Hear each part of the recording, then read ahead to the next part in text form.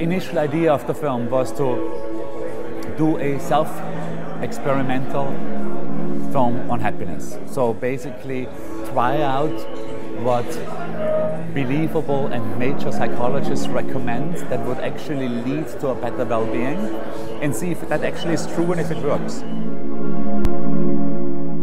I kept daily written and video diaries. I filled out a lot of tests and forms to really be able to see if it actually changes something.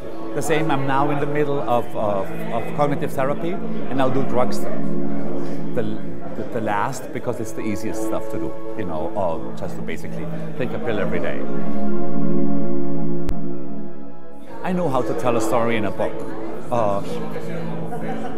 And I was extremely surprised how little my knowledge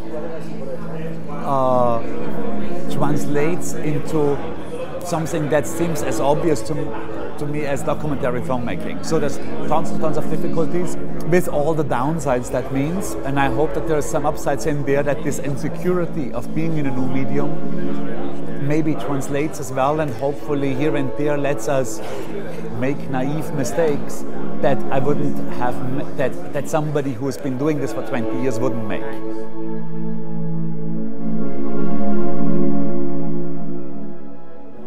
I think many of us, maybe all of us, discovered that boredom and repeatability and all those things are a gigantic problem in our profession, or maybe in any profession. I think it's probably a problem for humankind, that to do the same things over and over again is not good for our spirit.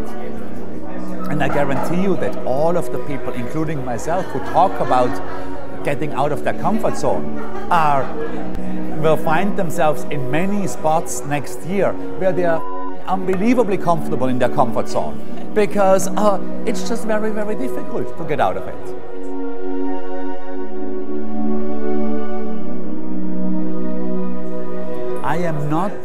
I'm 49 now, and I already know how my brain gets. I already notice how my brain gets soft.